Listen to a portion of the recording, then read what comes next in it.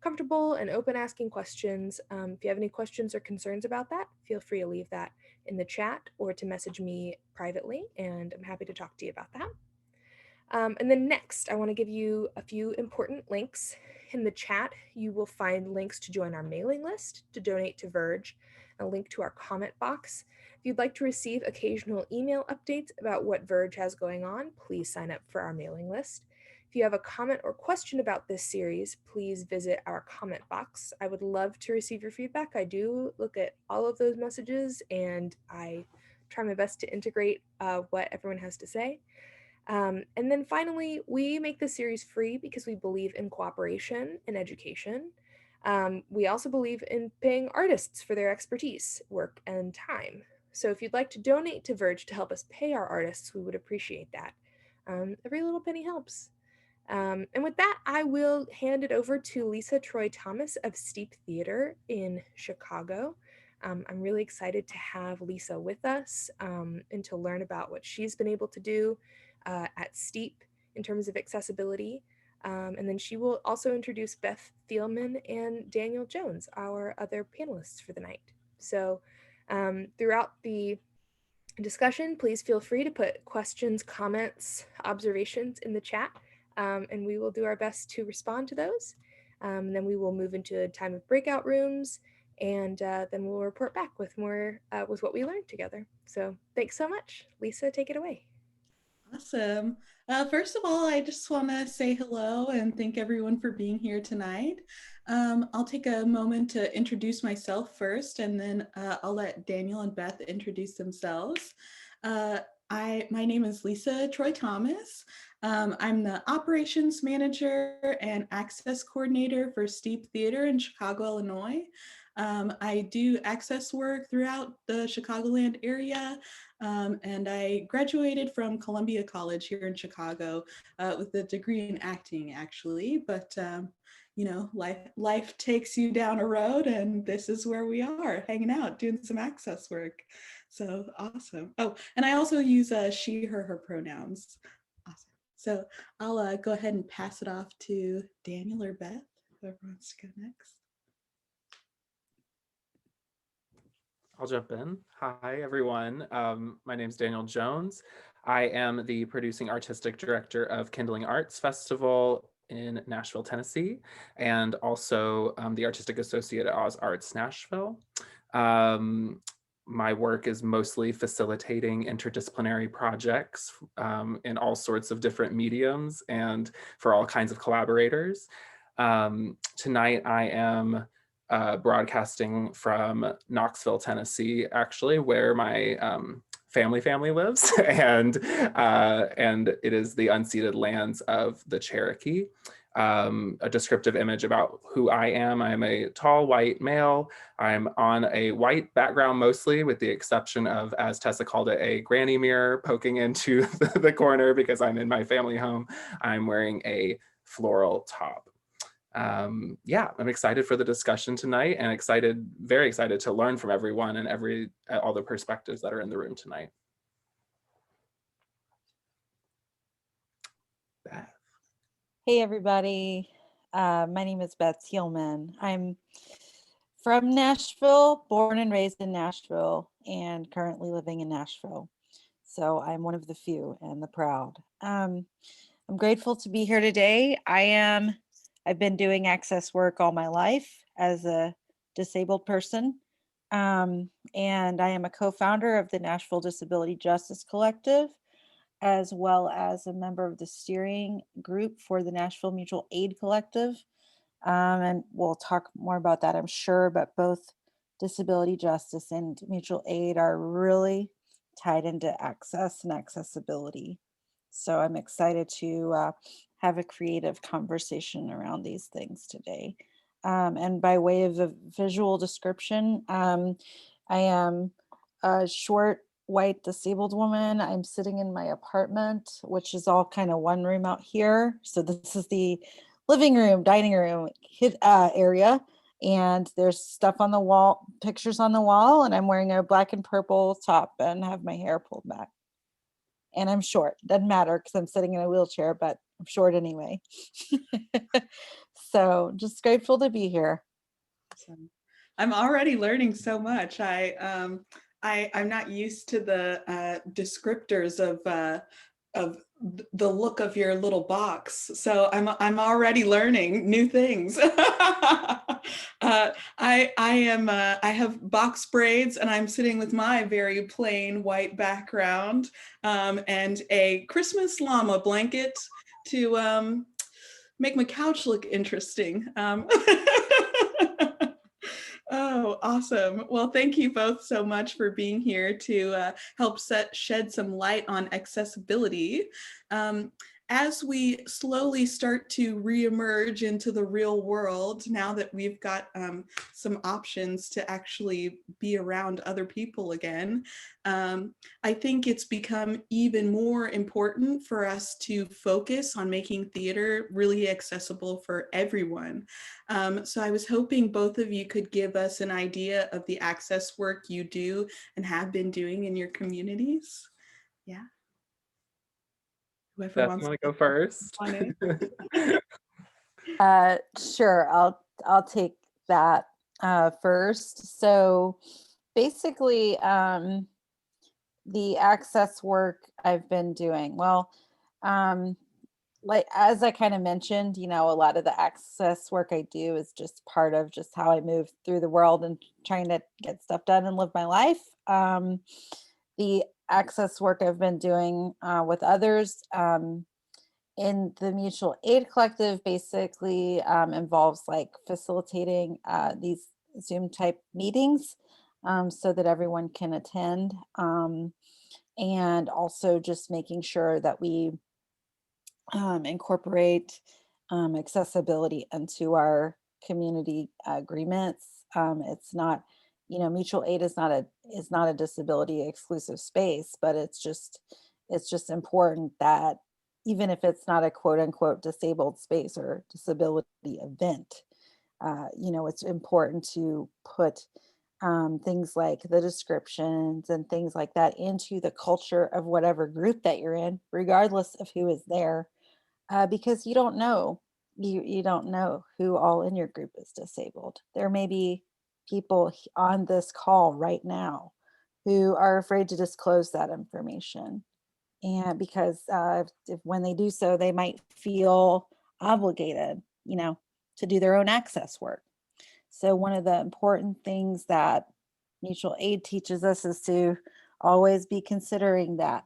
So we bring it into our community agreements, and any of the organizers we work with, we try to just emphasize accessibility and their organizations as well. So Black Lives Matter, Song Nashville, lots of other folks that work with us, the Nashville Community Fridge. Anybody that's in our meetings is going to hear about accessibility. So the hope is that, all the organizers that are present are constantly hearing about it, constantly learning ways to practice it. And as far as the Disability Justice Collective goes, that's an entirely online collective right now. And basically, our whole purpose right now is community care and resource sharing.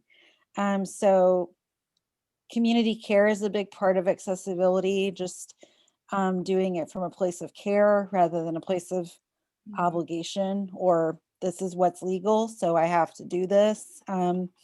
And really thinking creatively around it and saying, okay, like, you know, what can we do to do the access work so that people who are disabled in this space don't always have to be doing it and always have to be carrying that load.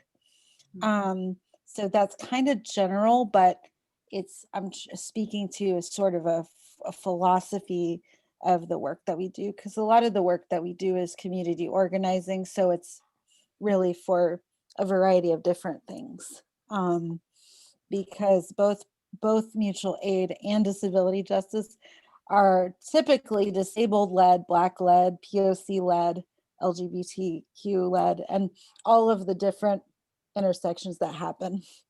So I'm sharing a lot of that wisdom here too. I want to make that known. You know, as a white disabled person that a lot of the organizing that I do is influenced by Black disabled organizers and LGBTQ disabled organizers as well, and immigrants and refugees. And so I just want to bring them into this space as well, because I wouldn't be here without any of their organizing work. That's awesome. Thank you so much. Daniel? I should have gone first. I don't want to follow it. Beth's work is so beautiful. So in prepping for this conversation, I guess I was thinking about the framing of it at this moment in time, accessibility beyond COVID-19.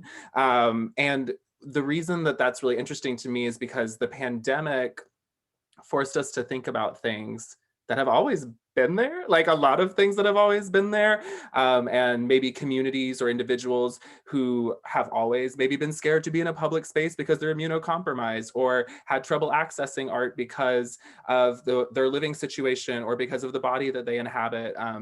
And so it's just interesting, like all of the many things that this pandemic has brought up. Obviously, there are many industry-wide conversations that have been ignited during the last year, especially around access and racial justice, which are sorely needed. So very excited that all of those things are happening in that space. And I also have been thinking about how the work is imperfect. Like the work is not 100%. The work is ongoing forever. Like we will never quite reach the utopic perfect version, but let's keep making progress every day towards where we need to go. So I come at this discussion equally as much as a learner as any sort of like, I certainly don't consider myself an extrovert in any way. But I'm happy to share what has been going on. So so a lot of what the work that I'm doing is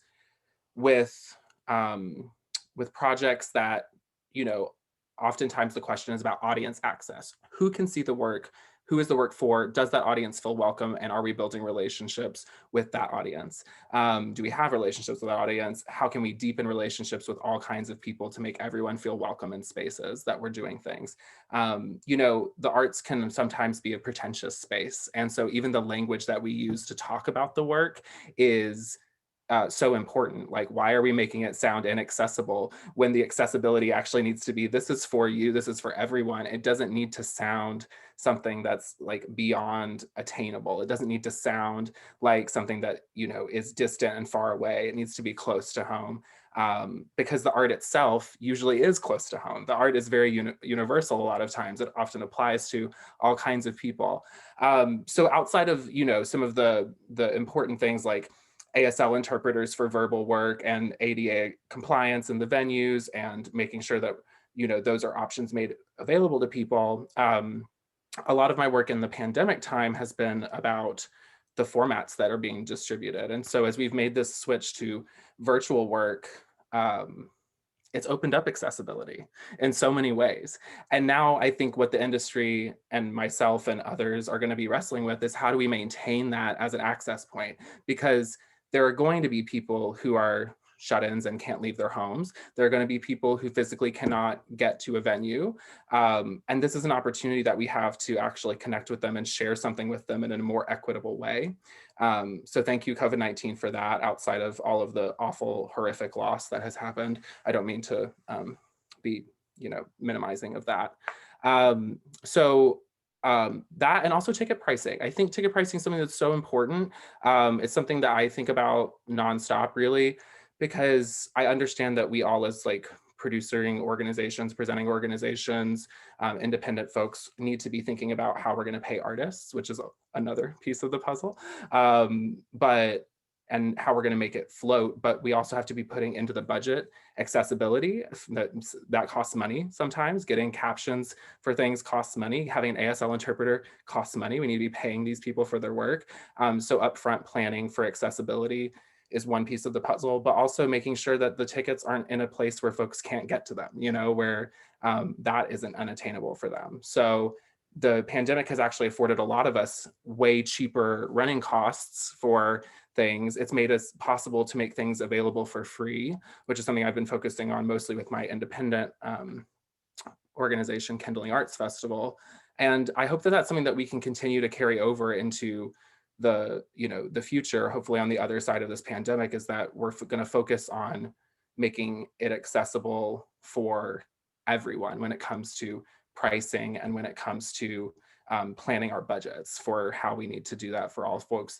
And then the last thing I'll mention is artist access, which I think is something that's really important. What do artists actually have access to and what do they not have access to? Do they have access to space? Do they have access to resources?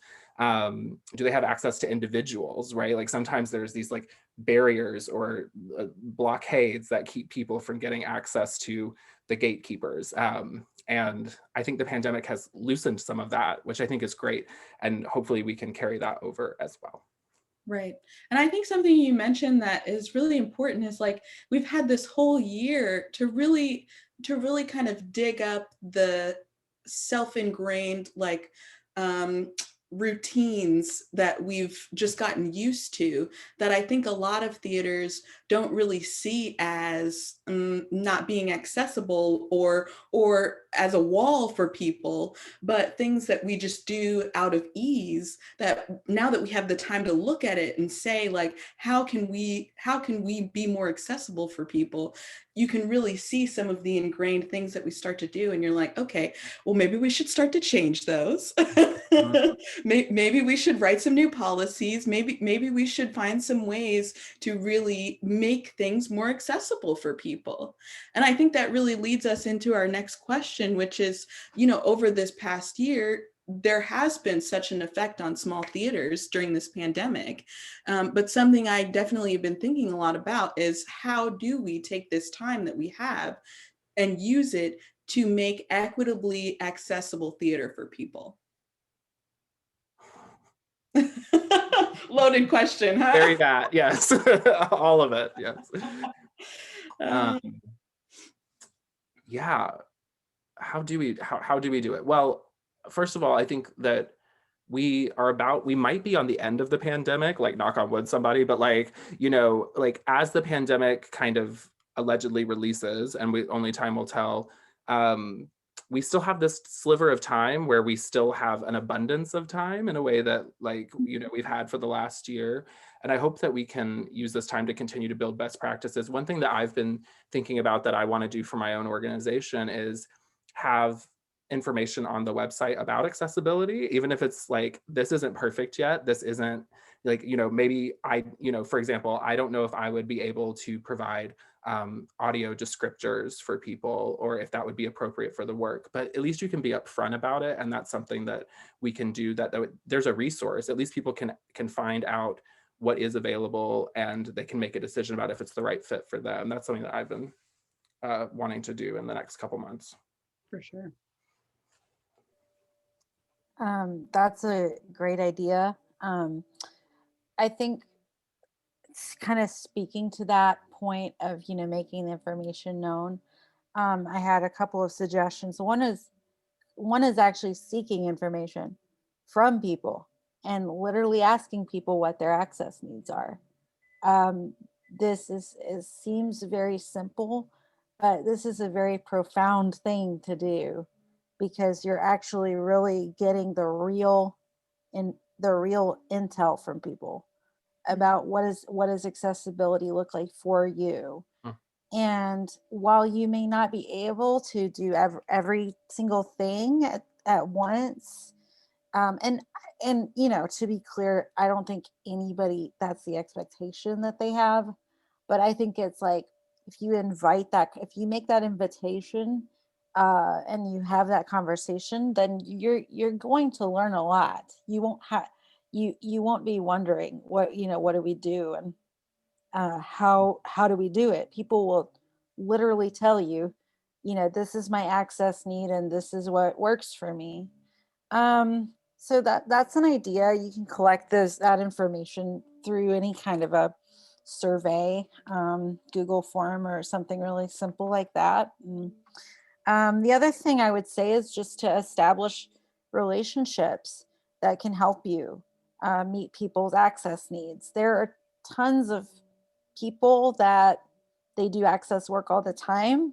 So you might not know offhand where to find an interpreter, but someone does, you know, and making those calls before you have a theater full of people is probably a good idea. You know, knowing kind of who to contact to get access needs met, and to level things out a little bit more is always a good thing. And it's always a good thing to have actual relationships with folks so that when you need it, um, it's a lot easier to make it happen if you can't have it happen like in-house with your own resources. Mhm. So those are the couple thoughts I had on that.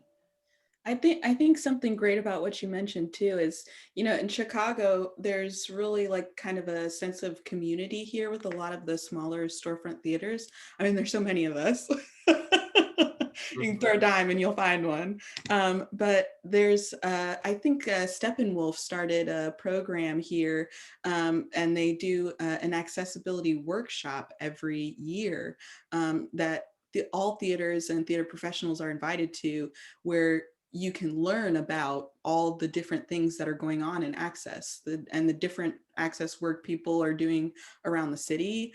And they have shared, they use like a shared spreadsheet for the audio description devices that they have, so people can rent those out if they don't have that equipment.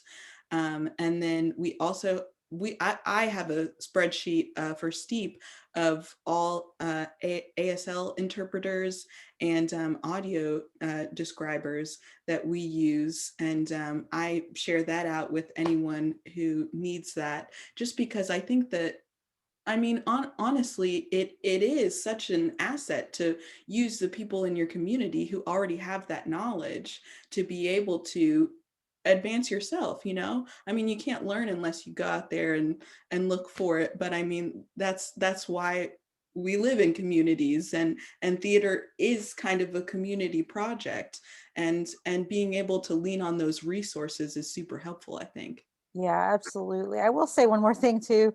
Um, you know, if you have the budget, hire somebody to help you.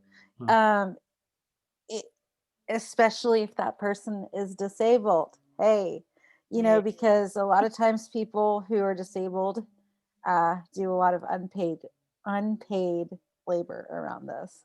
Yeah. Um, and I think, you know, I am not asking for somebody with a very small budget, you know, to do that, but I think you'll know when you get to that point of like, okay, we have a lot of access needs, and we have enough in hand, even if it's just part-time or even if it's just leading up to an event.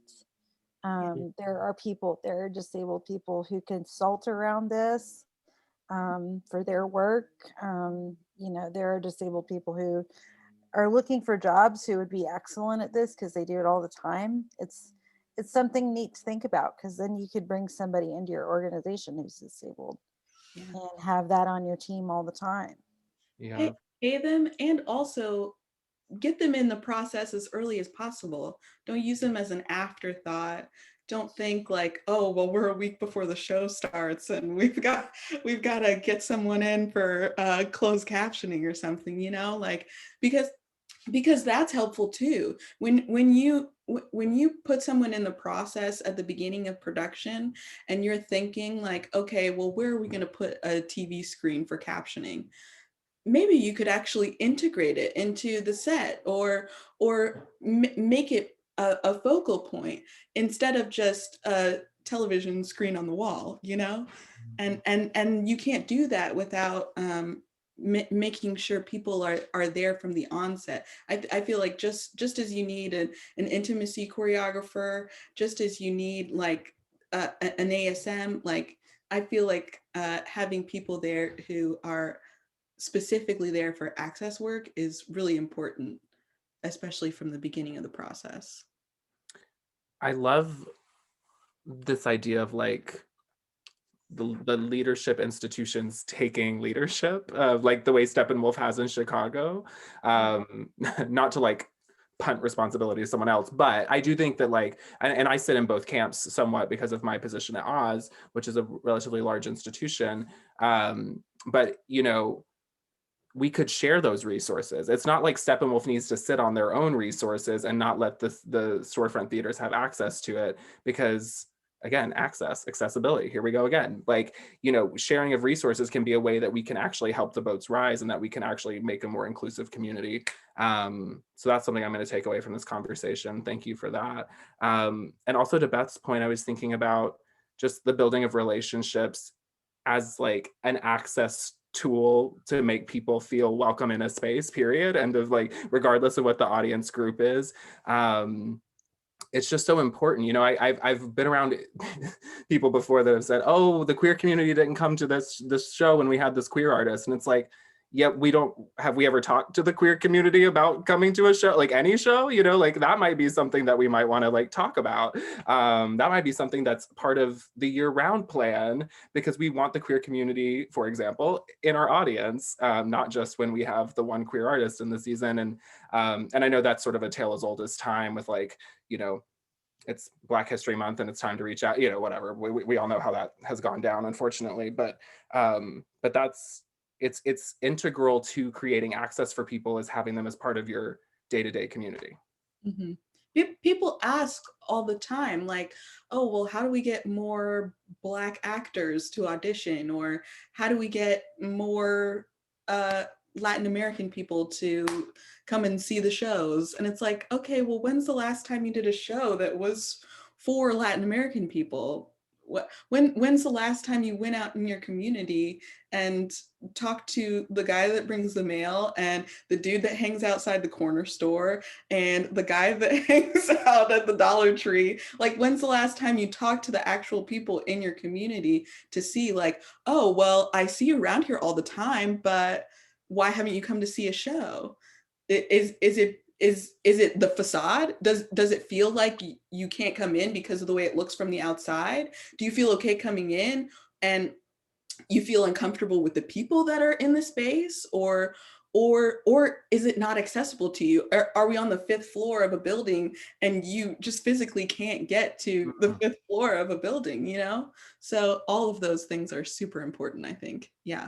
And that's something that like so for example, with Oz Arts here in Nashville, like we are in the weirdest location. It is an old cigar warehouse. It is in an industrial area. And every year we have to go in front of the grant panel at the, you know, the city's funding, and they ask us about transportation, which is such an important thing. So we think about transportation all the time now because there's no public transit out there. It doesn't exist.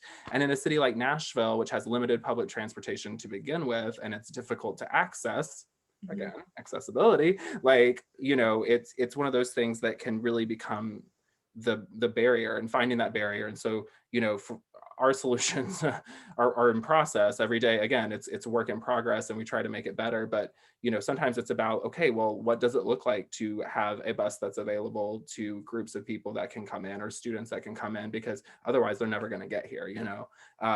So I love that idea of like, you just go out to the community and you say, okay, well, what's keeping you from coming? Is it like, are you just not interested? Does it look boring? Again, are we talking about it in a way that is highfalutin and like doesn't really make it sound like a good time or like it's for you? Before this call, I was talking with my often collaborator, Jessica Malone. Shout out to Jessica if she's on the call. Thank you, Jessica, for your leadership and guidance and all things. And she worked here in Nashville for a long time, but she sent me this photo of the Momentary, which I think is in Austin. And they have this big neon sign out front that says, "You belong here." And I was like, wow, there it is. You belong, just say it to the people, you know? I wish we could all install a neon sign on the side of our building, but it probably costs a lot of money, so. Okay. And we can spend that money paying people, so fine. There we go. Well, you know, working in theater, I often find myself kind of being a jack of all trades. And during this past year, I definitely have been learning a lot of new skills. And I think that they're going to be super helpful going into life post-COVID. So I was wondering if there are any skills that you both have learned in the past year that you're excited to take into the future. Daniel, you want to go first? I mean, yes, I'm happy to talk. live streaming has been something that I've gained some skills on. Am I perfect at it? No. But I'm not very much of a tech person. Like when we get to that part of the process, I'm always like, help, help, help, right? Because that's not where my brain's at. But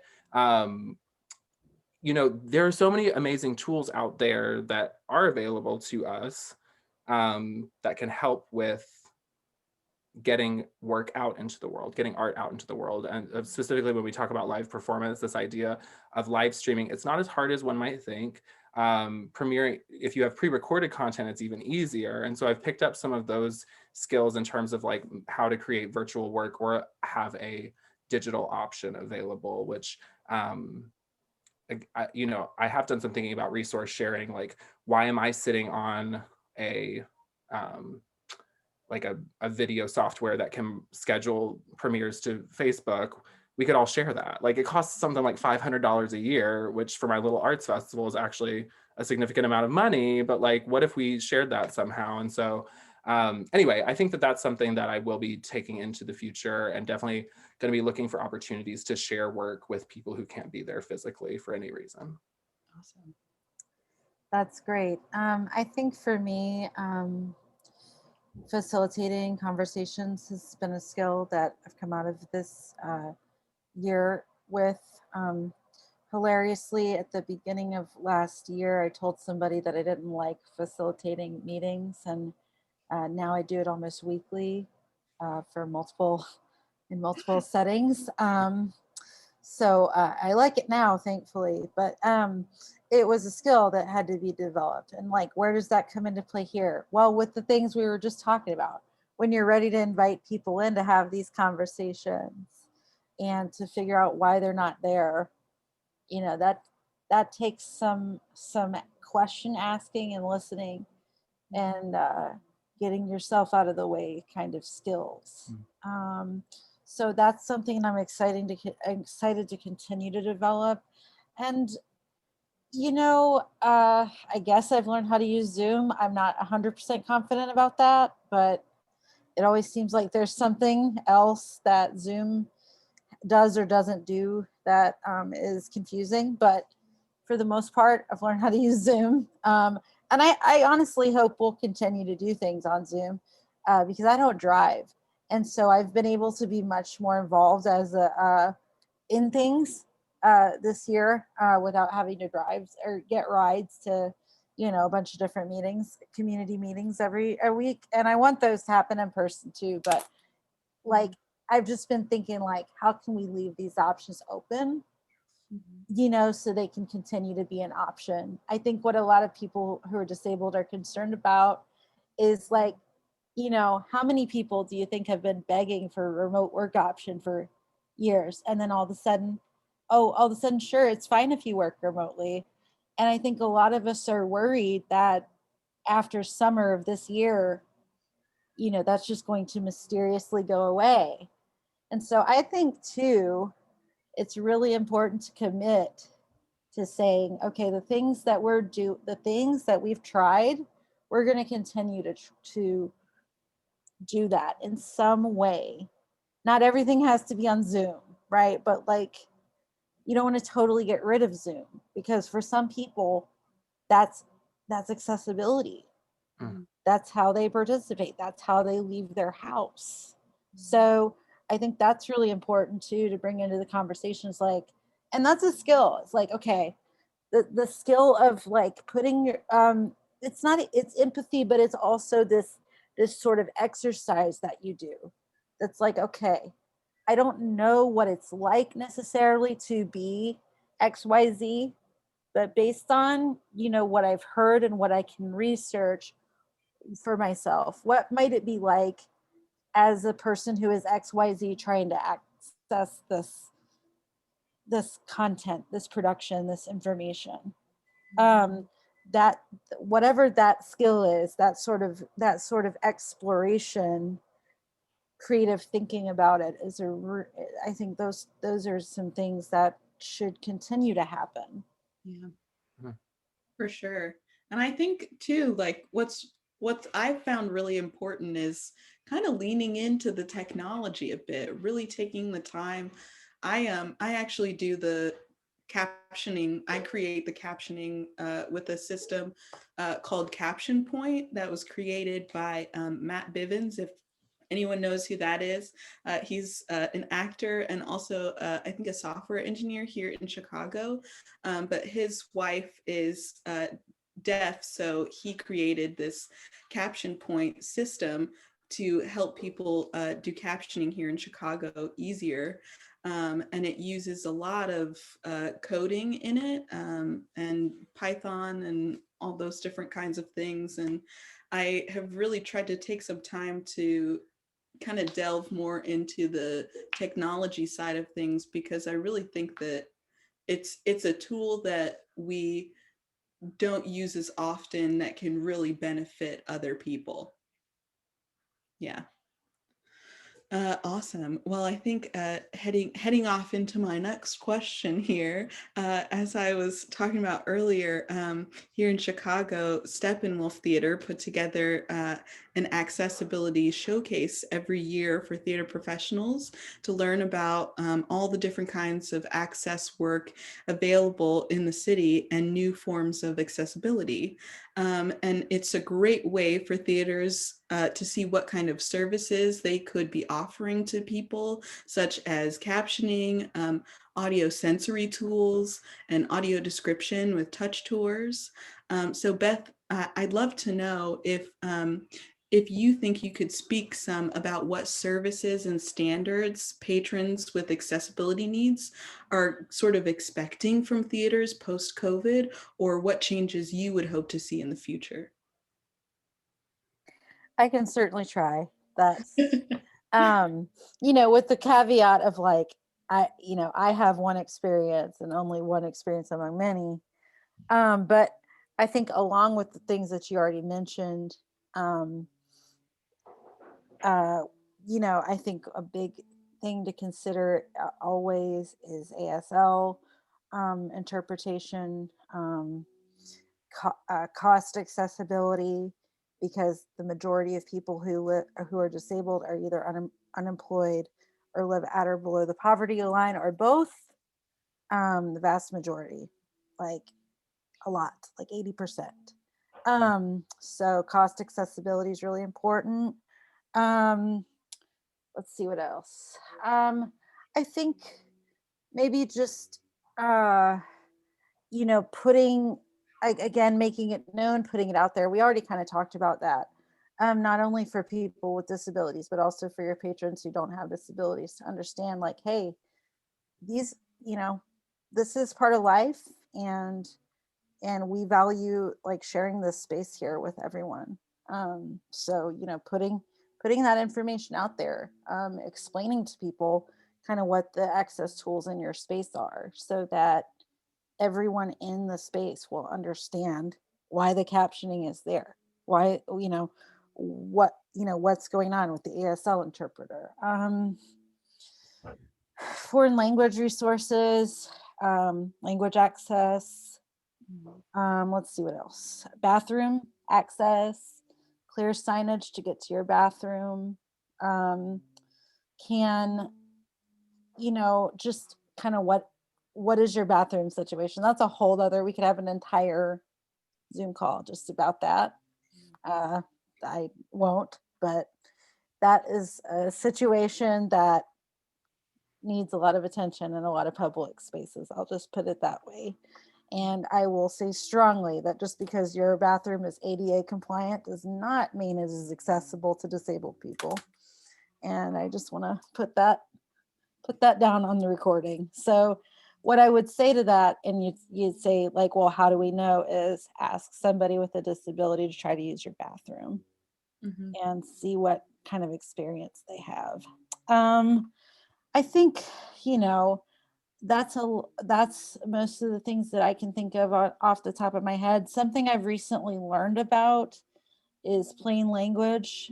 And Daniel, you kind of mentioned this earlier, but what you mentioned earlier about like the way that we talk about things, actually making things more obscure, harder to understand, that's an accessibility a thing that disabled people talk about, and it's called plain language. Hmm. And there are people who do basically plain language translation, Hmm. for lack of a better word, who will take something that is written for people, say people without intellectual disabilities or without speech disabilities or something like that, and they will kind of rewrite it so that you don't lose any meaning, but someone can know what your play is about.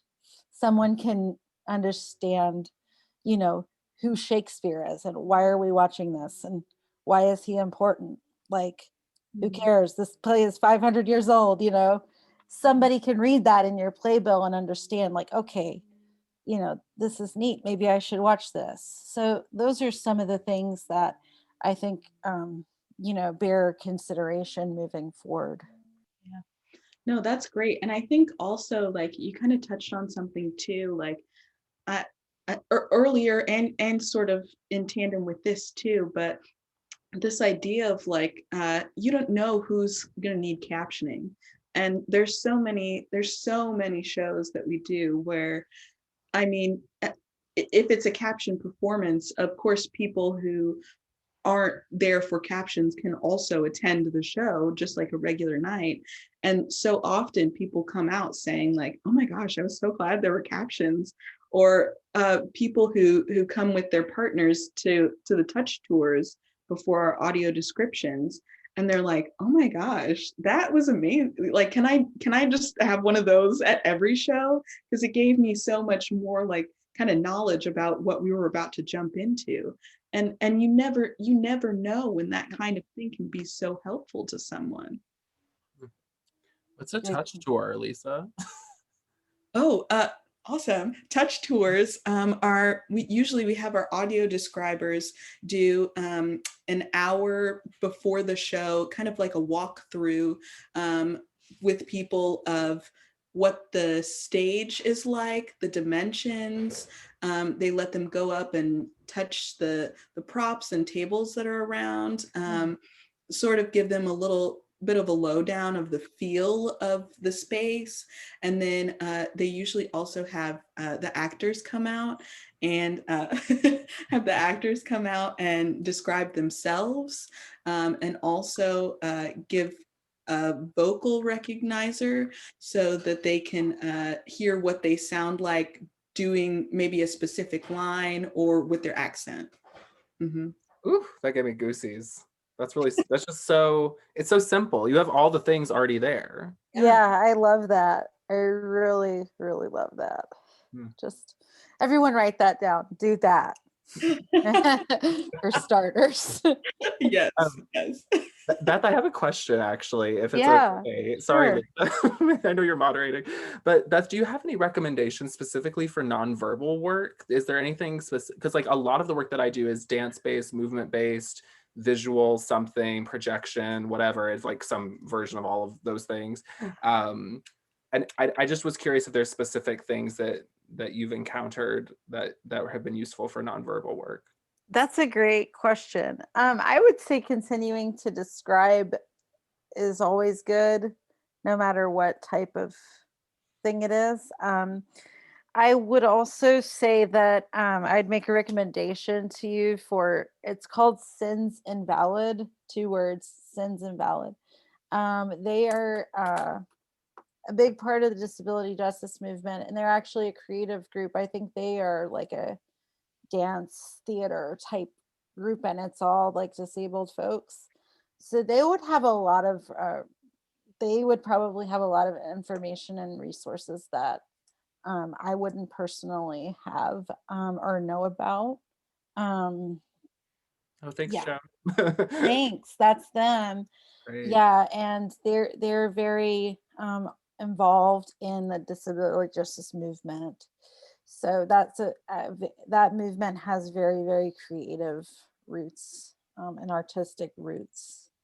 So I would encourage you kind of to look into that and just um, start there. But also, you know, just email me, because I would just need to poke around a little bit and see like what some folks say, you know, Mm. who would be comfortable having a conversation about that.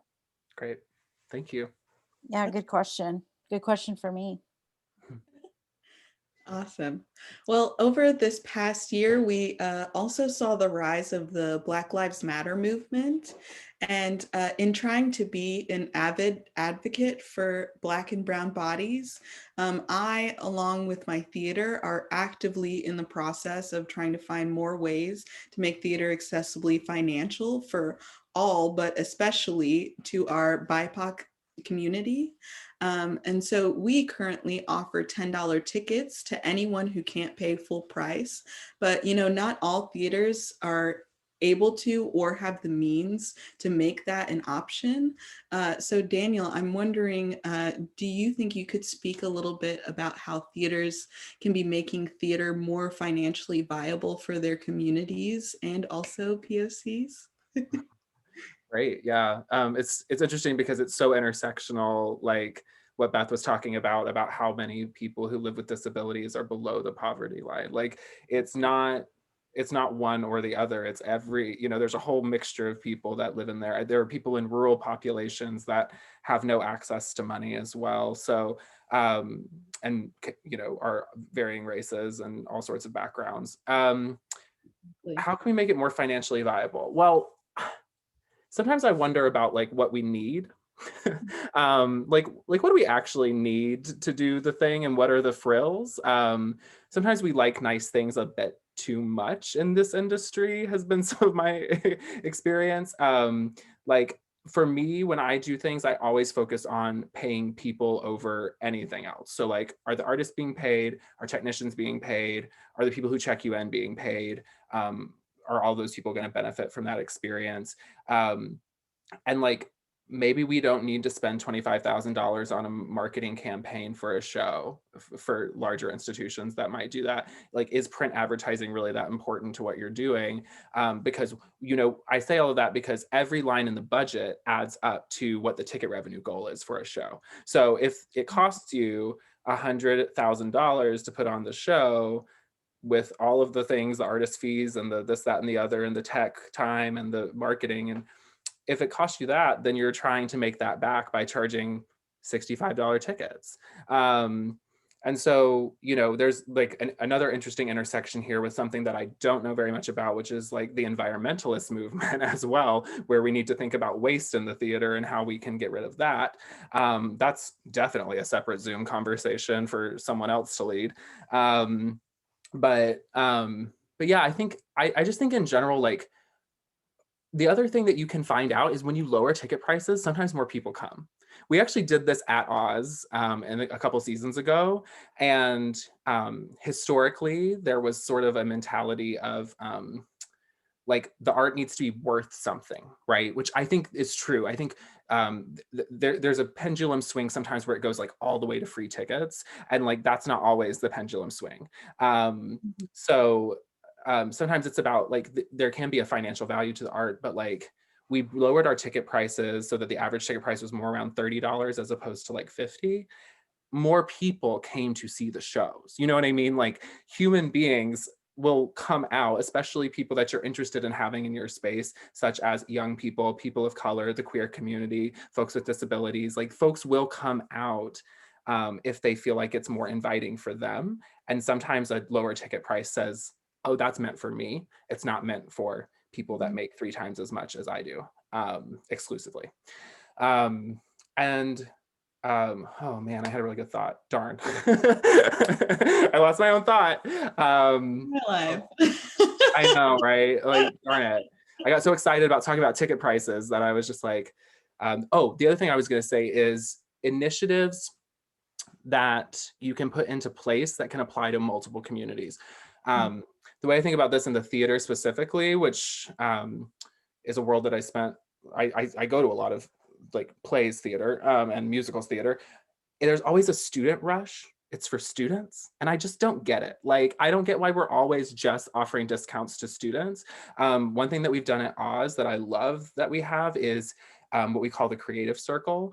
And it is a discount that applies to teachers and educators, a discount that applies to people that live in our immediate vicinity in the neighborhood, so in the zip code around us. It applies to artists and creators. So if you're a person who is living on an artist's life, like you can apply, and basically you fill out a form and you become part of this special email list that gets discounts to every single show. And that's been an incredible experience. It builds audience. People are invested in that. They feel like they're part of a community. Sometimes we get to do like special little things for them too, like, you know, like a pre-show talk with an artist or something like that. And actually, I'm going to steal that touch tour idea because that's freaking brilliant. So like, I don't know. I just think that when we talk about money, it's not like we can just pinpoint one group of people and say, this is who needs like financial access. And sometimes it's a lot of people that need financial access. Right.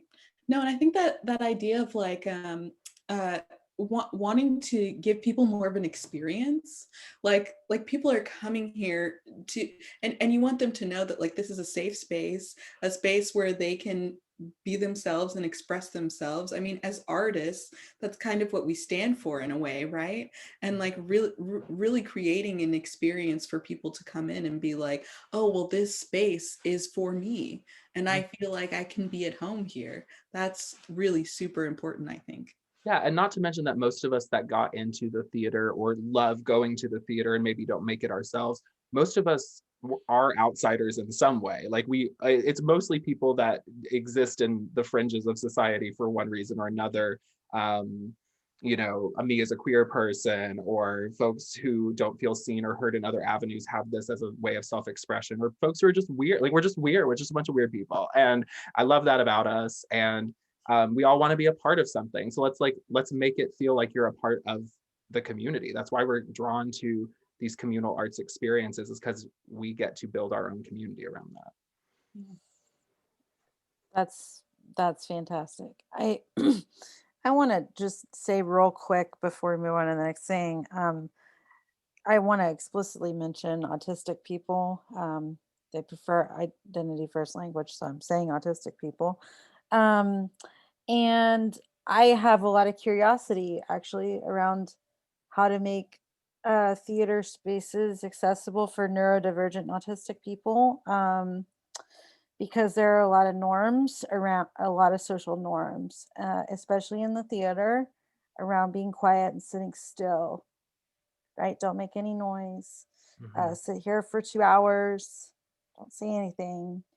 Um, and I don't have an answer. I don't have an answer for that. But since I'm in a room full of theater people, I do. you know, y'all might. And so I just want to make sure that is absolutely a part of the disability community. And I wanted to like name them and their experiences as well. 100%.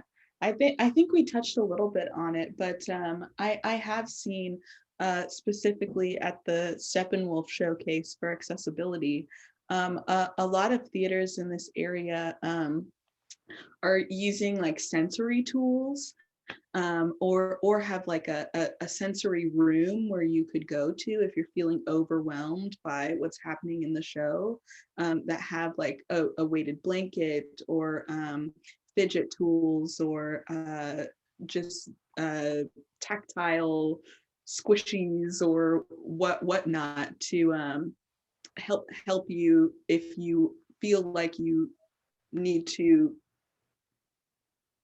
remove yourself from that space for a moment. But I've also seen a lot of theaters in Chicago doing what they call like sensory shows, where the entire show is actually the lights in the theater are up at half so that people can still see in the audience, and all of the sound and light effects are brought down by half so that there's not like jarring sounds or anything for anyone. Or if those sounds are included, then there's some kind of alert to let you know that that's going to be happening. It's something I've seen Broadway shows do as well, especially ones that are rooted around families, like The Lion King, for instance, I know has done sensory friendly performances. And Tessa said something really interesting in the chat, which is that there's a fair amount of practices or literature specifically geared towards children, but maybe not as much for adults who are neurodivergent and living in that space. And I'm curious about what that gap might be too. Mhm. And I think this the idea of like sensory tools or a space for people to be able to step out into really gives people I think people like the option to be able to make their own decision on those kinds of things. So I feel like that having those options for adults is really helpful, I think. Mm-hmm. That idea of like a room you can step out into is something that the Nashville Children's Theater does regularly. And I remember going for the first time and just being like, we should just all have that. like you should just have a space that people can go to. Like people might be going through whatever. It might have what, I mean, you don't know.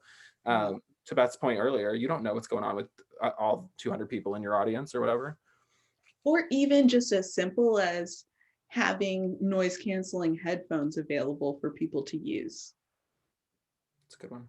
Cheap, inexpensive option to be able to provide something for people. Mm-hmm. Yeah. Well, in talking about trying to make theater more accessible, I think about how we are engaging with people who wouldn't usually go to theater because they have accessibility needs. And how do we make them want to see theater, right? So for me, I truly think it's about engaging with the community and giving people an experience and really showing the value of an artistic home. Something that we did over the summer in Steep, we had a bar space along with our theater, and we would do performances of local artists and musicians on Sunday and Monday nights. So on Sundays throughout the summer, we would have food trucks from our neighborhood come and be outside on the block and kind of engage the other businesses around us, like the cafe and different things like that, to kind of create an experience. We have music going on in the bar that's seeping out into the street where kids can play cornhole or sidewalk hopscotch, and you can also like grab some food and like just really make it a night, make people feel like there's value in the dollar that they're spending. But then also on the flip side of that, a project I worked on over the summer was sending out postcards to people, not asking for any money, not asking for a donation or, oh, the next gala or whatever. Actually, just a picture of two actors in a scene hugging together, actually from the show that Jackie Judding directed, Mosquitoes, at Steep Theater, which I think Jackie's in here somewhere. I thought I saw her name pop up. But just using that to personally send out postcards to people who have bought tickets to our shows, just to say, hey, I hope you're doing okay. I know this is a really crazy time to be alive right now, but just want you to know that there are people thinking of you. And I feel like those kinds of creative ideas to really show people their own value, but their value to you as a company too, is super helpful and important. So I'd love to hear your guys' thoughts on that too. I just want a postcard from you now. I feel that I would like a postcard. I love that, right? Like taking care of the community is so good.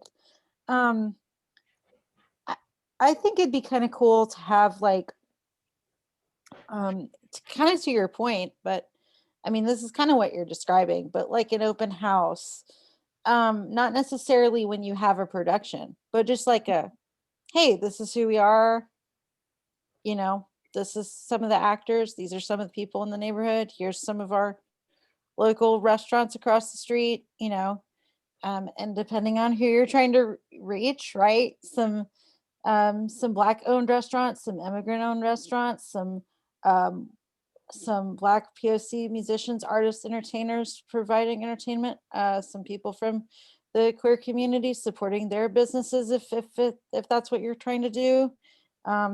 And definitely if you know any disabled artists and you're trying to reach out to the disabled community, putting their art up in the space where you're having your open house, um, throwing them, throwing them some bones and some love for their work as well.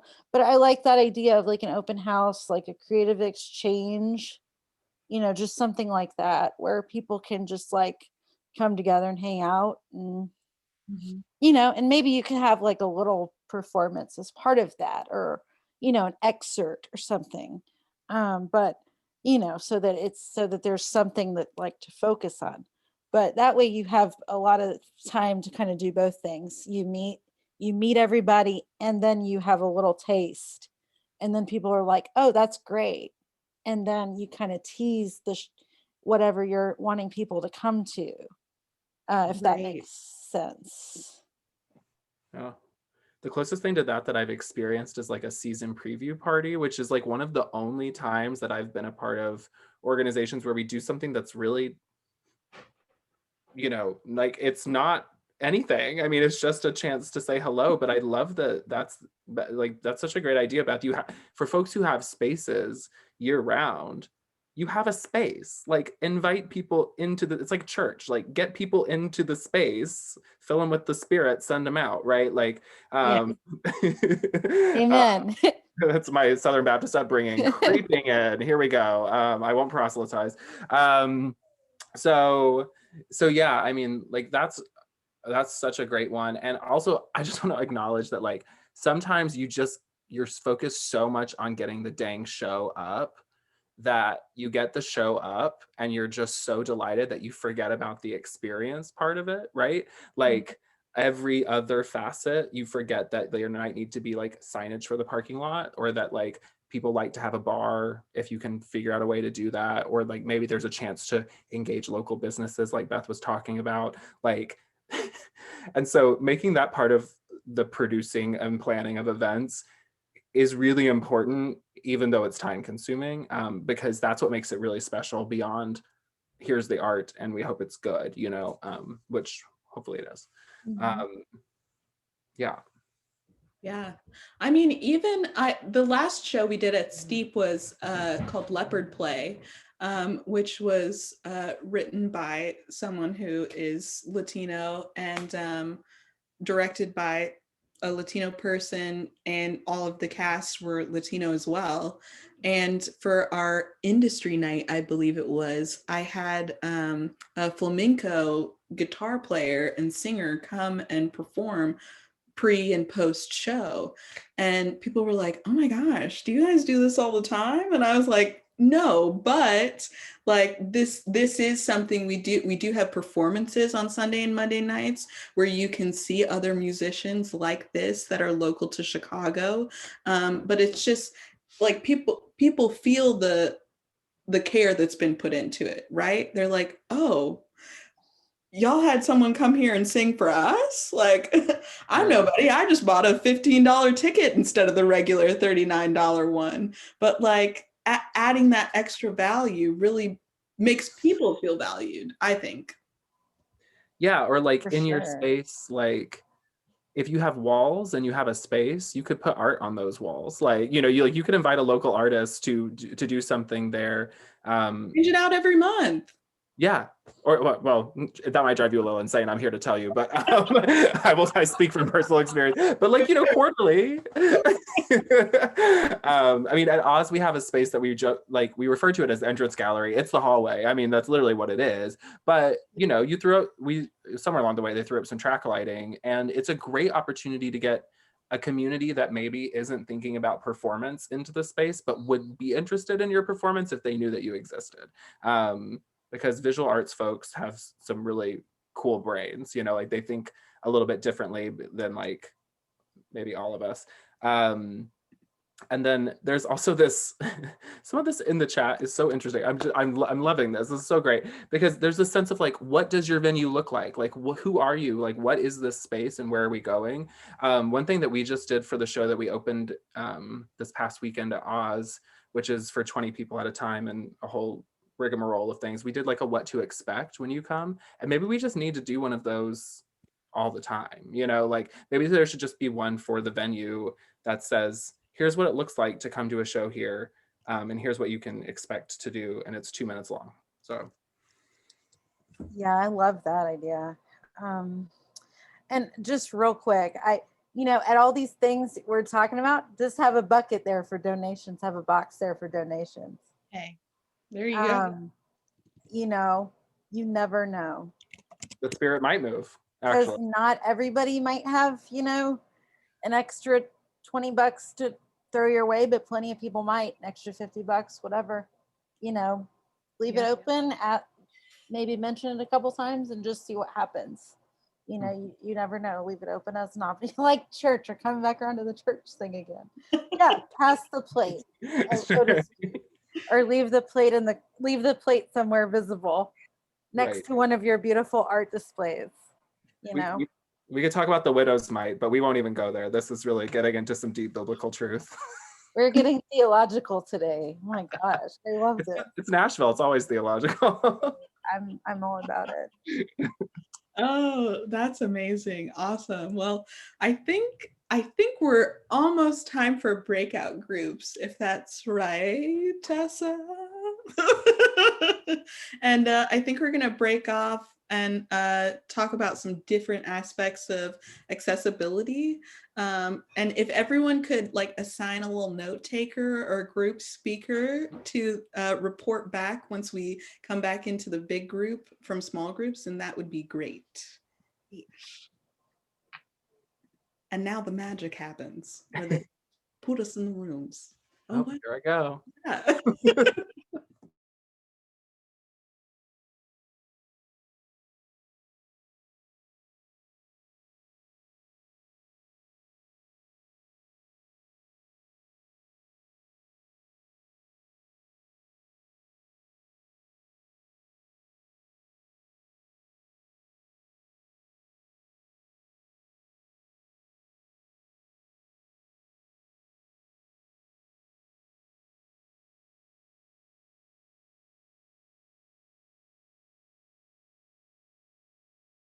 Important overall to have someone access minded in the room from the beginning. Awesome. Thank you so much. Awesome. Next, maybe whoever's from Beth's group. Yeah.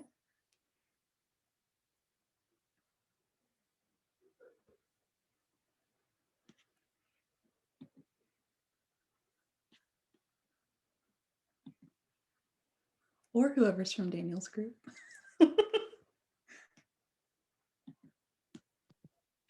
Okay. Hi, I'm Amos. I was in Daniel's group.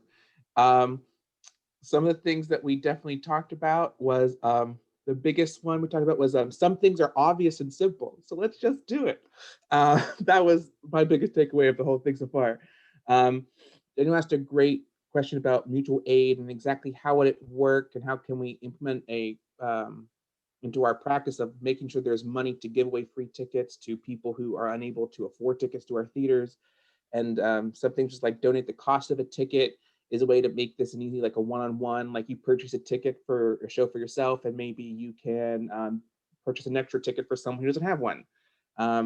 And an idea we had was like empty seats are always in houses. Why can't we just give away tickets to anybody that wants one to fill houses? Because there's always empty seats, at least for every show I've been in. And then we also talked about fiscal transparency in the theater. And somehow, like we as institutions sometimes are scared to let people know that we are struggling or how money actually looks. But we also have that mindset doesn't need to be, and we have more of an opportunity to be transparent that people can have tickets if they need it and give it away. And folks do want to support the arts. So being able to have their support to help other people enjoy the arts and experience is very important. We also talked about accessibility services for audience, but also who are artists and like what are we offering to the companies in our own venues to make sure that artists who are have some sort of disabilities are able to be on our stages as well as be in our audiences. And then Kristen from TPAC mentioned that TPAC does touch tours and that knowing what to expect is useful. We also talked about warnings for gunshots and other loud noises, and like here are the 3 lines before they happen, so that those people are ready and able to know what's coming, so they're not, that panic attacks don't ensue. But there are so many of these additions and services that should be really easy to amend. So let's just do them and stop being so serious. 100%. I totally agree. Awesome. And then our last group presenter.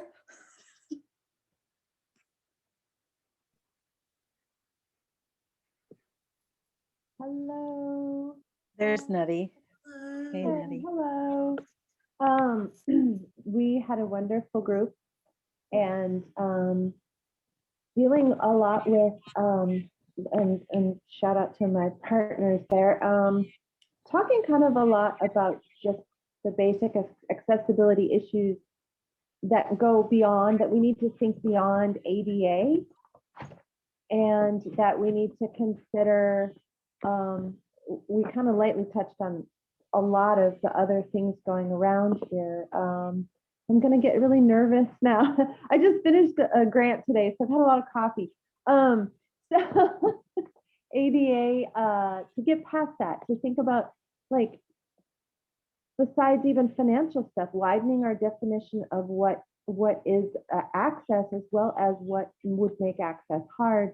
Things we mentioned were like people telling us, do your seats have arms? I'm a large person and I'm not comfortable. Or a personal story, a friend of mine who loves me and can't come see me in plays because of anxiety. So how do we use technology to allow for somebody who has like maybe a mental issue that makes it really hard for them to sit in a room in the dark with other people? Like, so gosh, Beth, am I forgetting? What else am I forgetting? We had a lot of, and Tim had great stuff too. Well, let's see. We talked about just continual oversight, like having a committee in your organization or a point person, just all the time. Yeah. And like that, Beth is bounce things off immediately, of.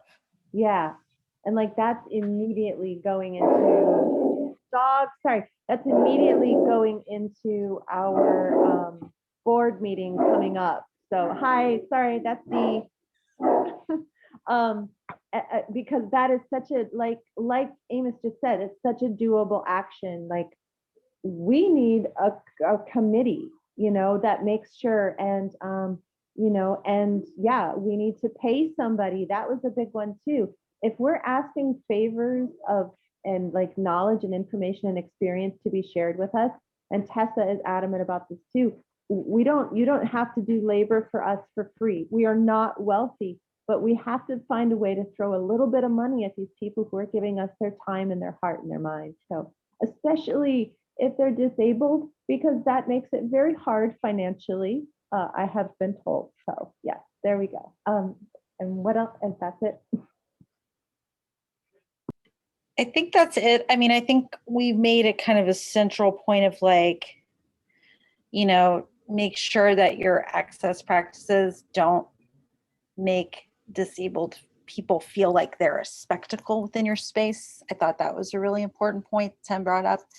And also, no one is expecting perfection in this at all. This is a joke, but also kind of true. The bar is real, real low for a lot of folks. And, and in like a positive way, like there's going to be something that you do. I guarantee you, come back to me a year from now and tell me what it is. Because there's going to be something that you do. Somebody's going to come up to you and say, thanks so much for doing that for me. Nobody's ever thought to do that. And it might not be something that costs you a dime. That's the thing. So I think like that one person, we can have one person who actually like had the courage to step up and say like, thank you so much for providing that for me. I really needed it. Like that's all it should be for, Yeah. That is what it's for me. That's why I do captioning and access work, just for that one person who needs it, who feels so much gratitude just because I did that one act of service. So yeah. Totally. Awesome. Well, does anybody else have any other questions or anything? I kind of want to open up a little bit and see if anyone has any comments, questions, concerns.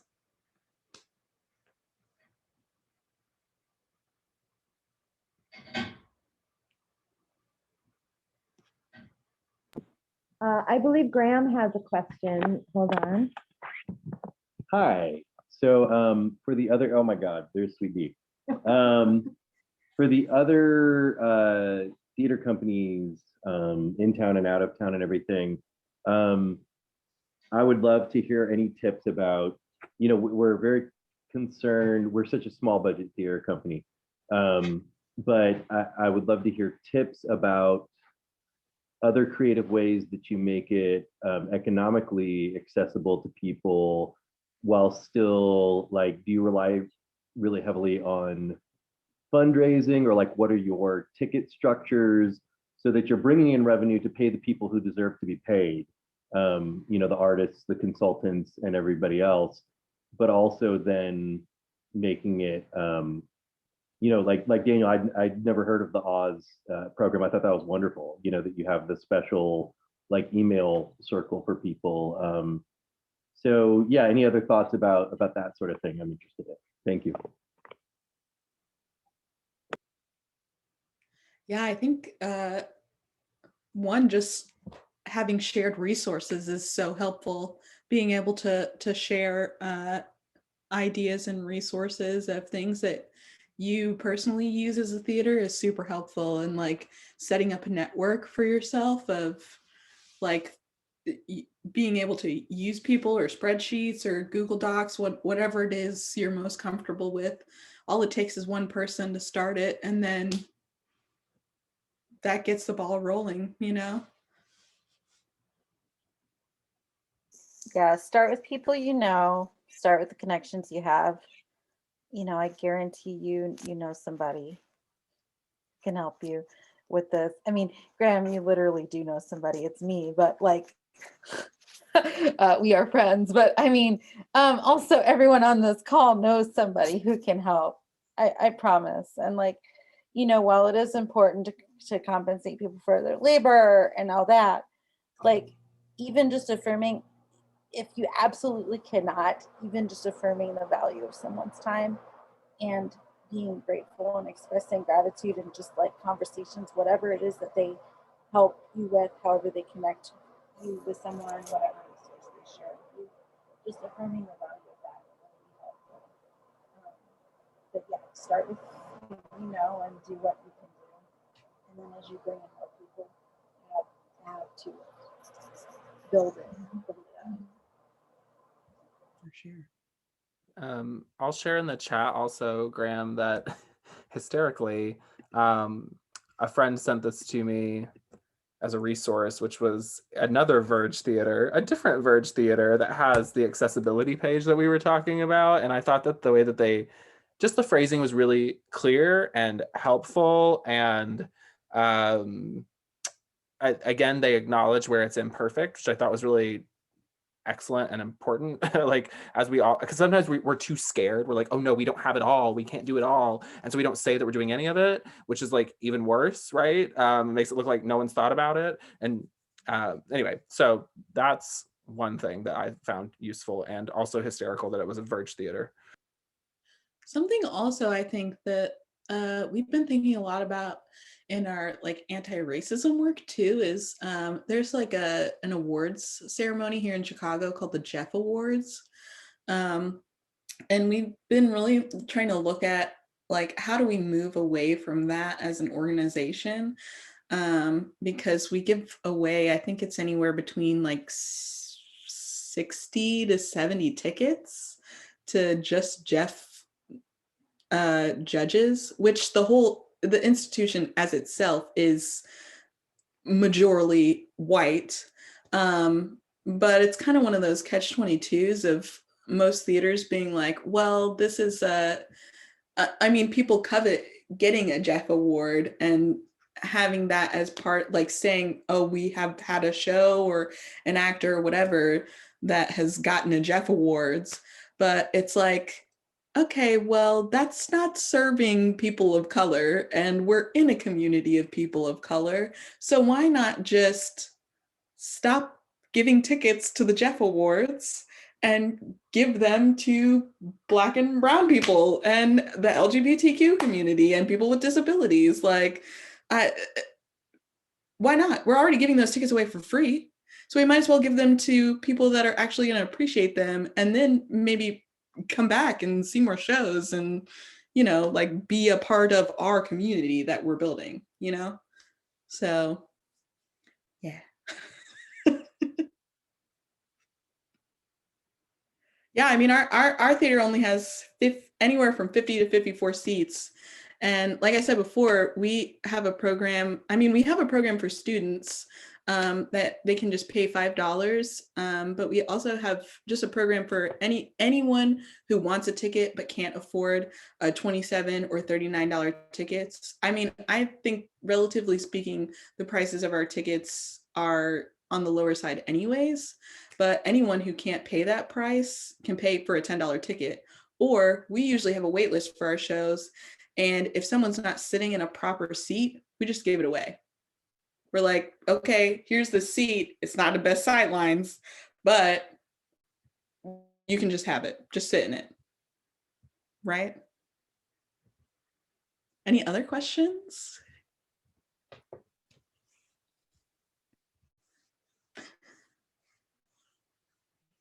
Yes. Put them in the planners. I want to see all y'all doing this. Awesome. Well, I just want to thank everyone again so much for being here. And thank you, Beth and Daniel, for being our lovely panelists. And I'd love to just take a moment for both of you to kind of let everybody know what you got going on next and what you're doing out in the world. Absolutely. Beth, go first. Please. Okay. Yeah. Hey, everybody. This has been really wonderful. I have had such a good time. I think your mic's down a little bit. It's a little hard to hear. I bumped it. There we go. Oh, this gotcha. has been really wonderful. I've had such a great time. What an amazing conversation. Amazing. So basically, still volunteer organizing with the Nashville Mutual Aid Collective and the Nashville Disability Justice Collective. So I will put this out here on this call. If you want to continue this conversation with me offline, you can email me. I would love to have that conversation with more folks who are interested in continuing this conversation to make sure that you all get some of these things checked off of your to-do list. And then you can pay me or donate to the cash assistance fund that Mutual Aid is setting up soon. If you want to, let's see, I guess I'm on the social medias. But this is my Twitter, and that's the easiest way. And I'll just put my email into the chat. Yeah, and I look forward to being able to go out and see things again. So I'm hoping to come to some of y'all's productions. Clearly, I need to get up to Chicago. Come on up. Because y'all are doing it up there. But yeah, that I'm really psyched about everything y'all are doing up there, and I would love to come to one of those like events that you guys do. Yes. So awesome. So yeah, that's what I've got going on, and I'm really looking forward to continuing this conversation with some of y'all offline, whoever is interested. Awesome. Beth, thank you. I've learned so much listening to you and hearing your ideas, and what an excellent resource you are, and just very generous with your thinking this evening. thanks to Verge for hosting and Tessa for inviting us and gathering all of us in this space. It was great to see, and I see so many beautiful Nashville industry people here. So this is a great sense of community. I'm not gonna lie, I got a lot of things going on right now. It's like, for some reason, after the new year, it just went whoo, and like, boy, we have never come back down. In-person performances of Prism are on at Ozarts Nashville for the next 2 weekends. It is a 35-minute dance piece for audiences of 20 people maximum at a time. It happens 16 times each weekend. Tickets are only $15. I highly recommend you come see it. It is quite beautiful. It feels very safe. The audience response from opening weekend was overwhelming and just very positive and really encouraging. So you have 32 more chances to catch that this weekend and next weekend, and I will be there for all of them. So come say hello. Beyond that, in Kindling Arts Land, we're fundraising for this year's festival, which is going really well, thanks to folks on this call that have made gifts and support. We have performances of Lost Nashville, a scavenger hunt style dance theater piece happening in April and May. It happens in 4 Saturdays, and we just announced that this week. It was a piece that we piloted in the fall, had to close it because the COVID got a little too out of control, and we're gonna try it again because it's just too darn good to let it go. It's really interactive and fun in a safe way, and we'll definitely take you to some new spots in Nashville that you haven't been to, and give you a unique performance experience that you haven't had before, probably, I hope. I hadn't had it before, and I've really enjoyed it. So it's sort of gamified in a way, but also has a lot of local history in it, and some dance. So yay. And then I'm also going to be announcing this week a collaboration with Defy Film Festival. We've collaborated with 12 poets and spoken word artists to turn their poems into films with local filmmakers, and that will be debuting in early May. So a lot going on in Kindling Land right now. I'm very grateful for all those opportunities to work with the incredible artists that are here in Nashville, Tennessee. I'm putting my email in the chat. Feel free to reach out anytime if you don't have it already. I'll just go ahead and plug myself a little bit here at the end. I was also in a women's panel for women in theater in the Edgewater Theater District here in Chicago. So you can find that on my social media. And then later this month, I'll be doing a reading with the lab of a New Works play. And yeah, you can just follow me on my Instagram or whatchamacallit, to stay updated with anything I'm doing. But also feel free to reach out to me as a resource for anti-racism work or accessibility work, because I do a lot of anti-racism work here in Chicago too. So if you need somebody to help you with any of that, just let me know. I'm here. Well, awesome. Thank you guys so much. This panel was super insightful and informative, even to me. And I hope that everyone feels hopeful and empowered to really push your institutions forward into the world of accessibility. I truly believe arts and activism really go hand in hand, and coming together and using our resources as a community of artists to make our institutions more progressive is what I love to see. So Thank you guys so much. Thank you so much, Lisa, for leading us, and thank you to Beth and Daniel. I feel this series is kind of selfish, honestly, because I always feel like I learn so much, and my brain is always going a million miles an hour afterward. And just I love what you guys do, and I love this opportunity to chat with one another. If a lot of you have been to one of these before, but if you haven't, and you liked what you saw tonight, there are a few different ways to stay engaged. First, please like or follow us on Facebook and Instagram and join our mailing list. Those links were earlier in the chat. Second, I've dropped some relevant links down in the chat for the work that our panelists are doing, so that you can keep up with that. And then third, give what you can to places that are doing the work that you believe in. If that's Verge, that's amazing. We're thrilled. But ultimately, we believe in financially and communally supporting local artists. So please do that however you can. Bake someone a casserole, you know, watch someone's kids so they can go to rehearsal. Whatever you can do to help make art in Nashville, that's what we want to be doing. Our next event is on April 26th, which is also a Monday, and it is titled Fat Phobia in Casting and Behind the Scenes, and that will feature myself, Lori Gann Smith from Nashville Rep, and the illustrious Jennifer Whitcomb Alifa. Follow us on Facebook and Instagram to learn more about that event in the next few weeks. I'm very excited about it. And I think that's it. Thank you guys again for joining us tonight, and we will see y'all next time.